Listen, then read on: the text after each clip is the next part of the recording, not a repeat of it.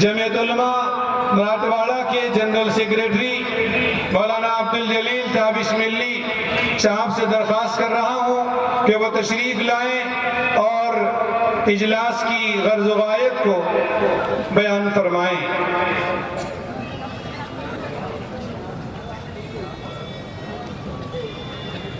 بسم اللہ الرحمن الرحیم الحمدللہ وکفی وسلام علی عباده الذین اصطفى اما بعد قال النبی صلی اللہ علیہ وسلم العلماء ورثۃ الانبیاء او کما قال علیہ الصلاۃ والسلام۔ اسٹیج پر تشریف فرما گنگا جمنی تہذیب کا منظر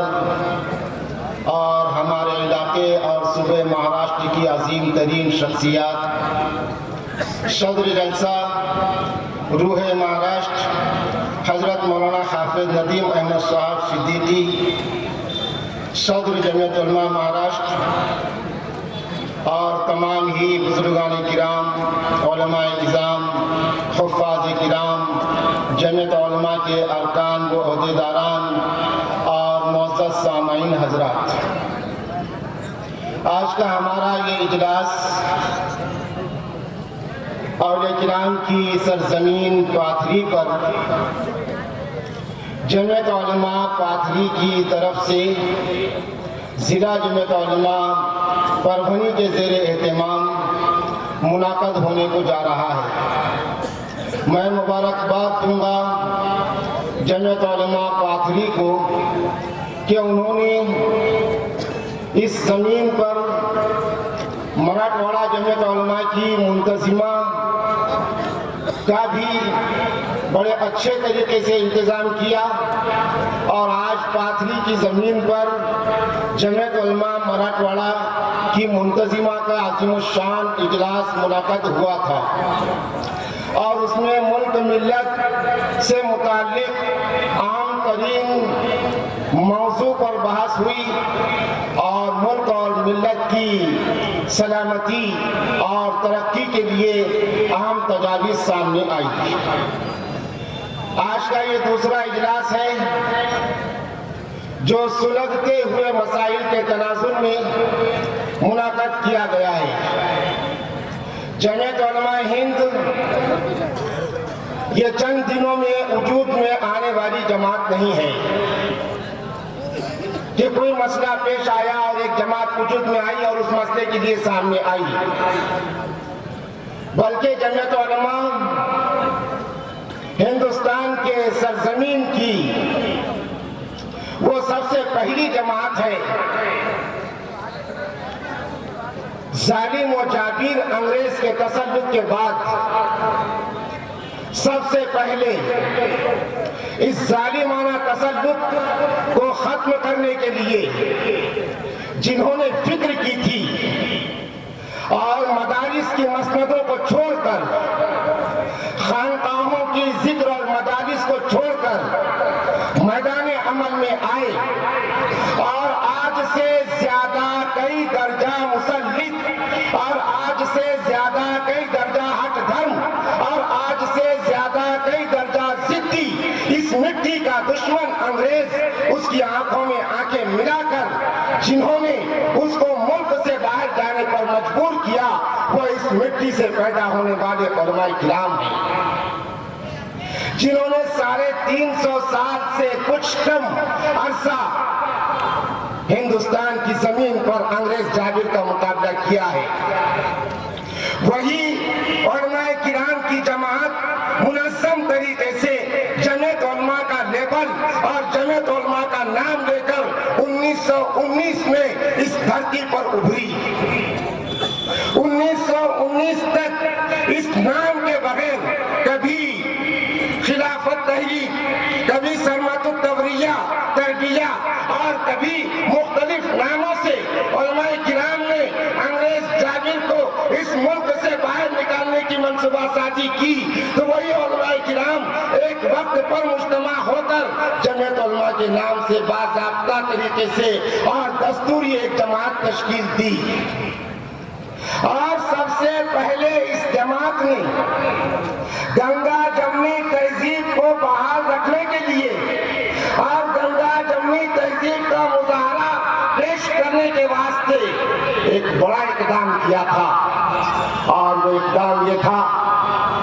کہ پہلا اجلاس منعقد کرنے کے تعلق سے جو مشورہ جمعیت علماء کا ہو رہا تھا، اس میں ہمارے ملک کے سب سے بڑے لیڈر جن کو ملک پتا کہا جاتا ہے، جناب موہن داس کرم چند گاندھی، انہوں نے اس میں بطور خاص علماء کی دعوت پر شرکت کی۔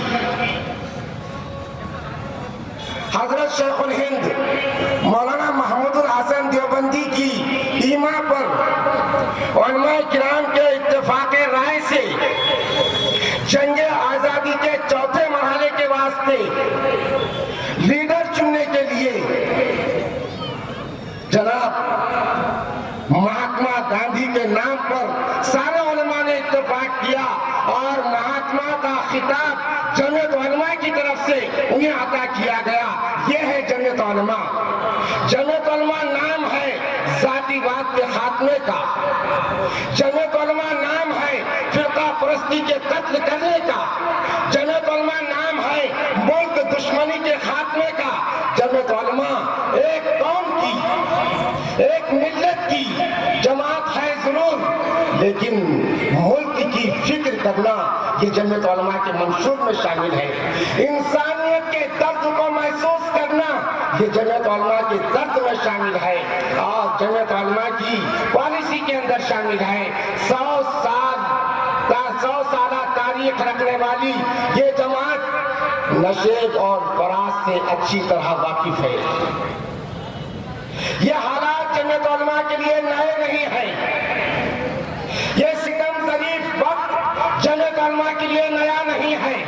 یہ ظالم زبان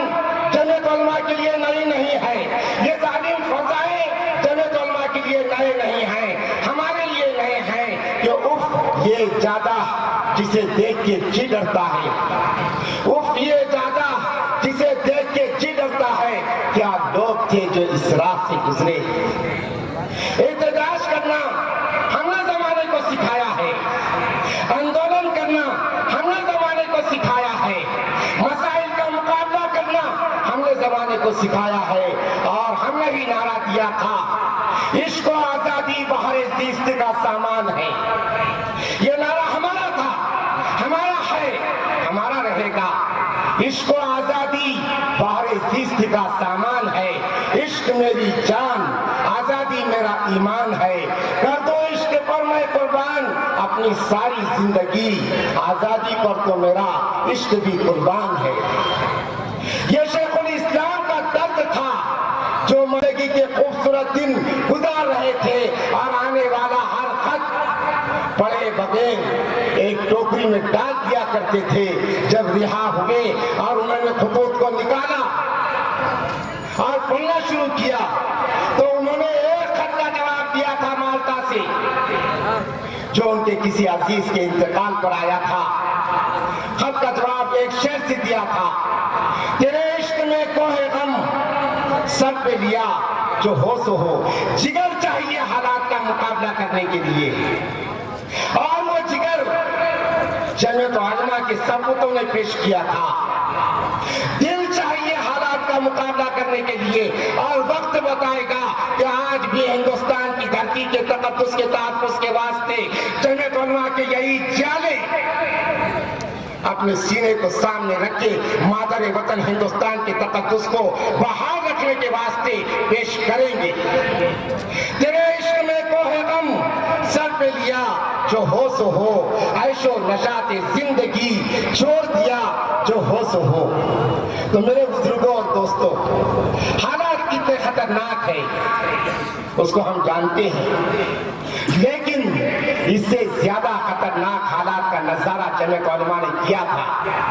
اور وہ انگریز جابر اور غاصب وہ اپنی اس مٹی کے اندر اپنے قدموں کو گڑانے کے لیے آیا تھا۔ ہندوستان کی تہذیب کا دشمن تھا، اس کو دیکھا نہیں جاتا تھا۔ ہندو مسلم کا پریم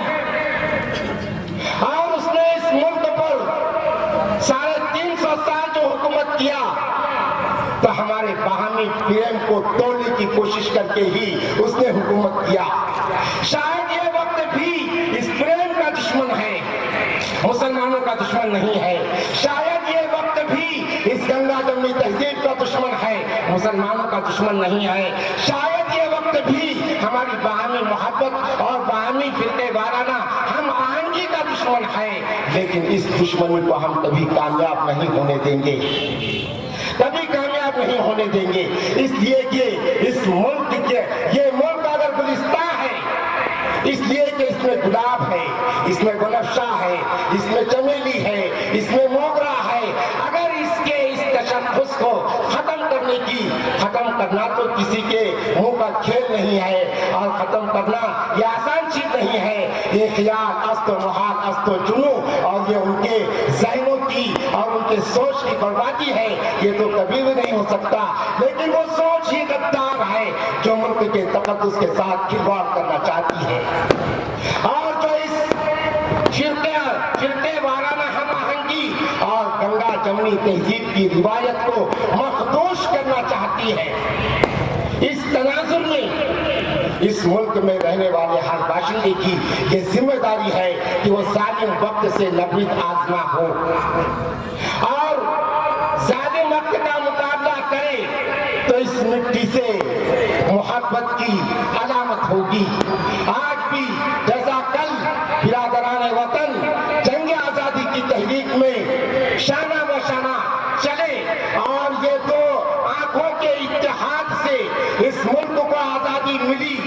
खुशी की बात है कि आज भी वक्त के धारे को हमारे हिंदू भाइयों ने हमसे ज्यादा समझा कि ये हमसे मोहब्बत और उनसे नफरत की दोगली जुबान मुल्क की दुश्मन है। इसलिए हमसे ज्यादा आज ये मुल्क को बर्बाद करने वाले नए बनने वाले कानून का मुकाबला करने के वास्ते हमारे से ज्यादा हमारे हिंदू बिरादरान आगे हैं। वो भी जानते हैं इसका निशाना क्या है और इसका रुख क्या है। इसलिए हमें बड़ी खुशी है कि आज भी हमारे अपने मुल्क में मुल्क की फिक्र करने वाला बहुत बड़ा तबका है, और वो तबका जो इस रिवायत से दुश्मनी करना चाहता है वो बहुत छोटा है, और वो इसके सामने कभी भी नहीं टिक पाएगा। तो आज का हमारा ये इजलास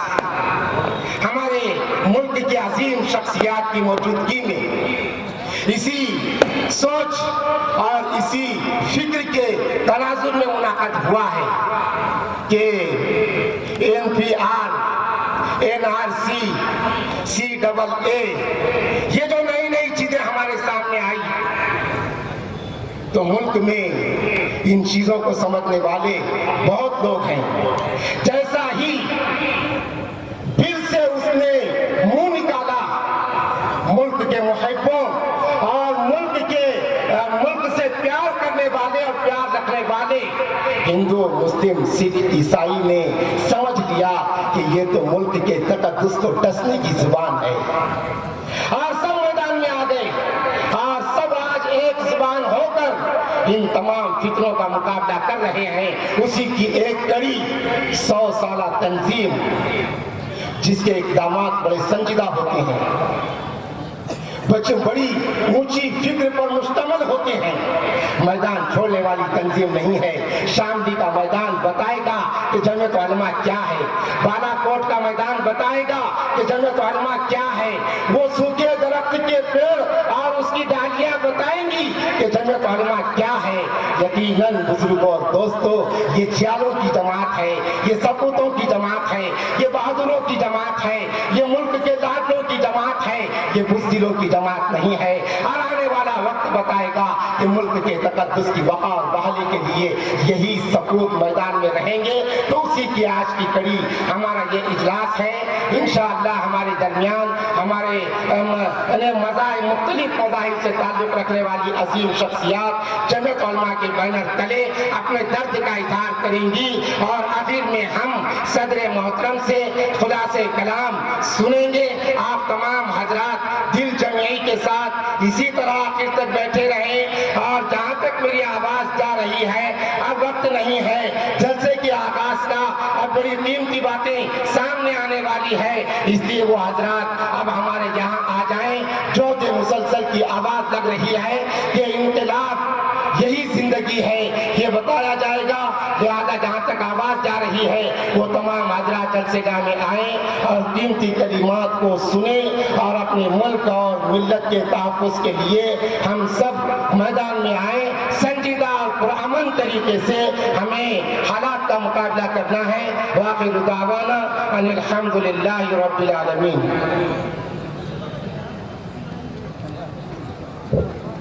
मुअज़्ज़ज़ सामाईन,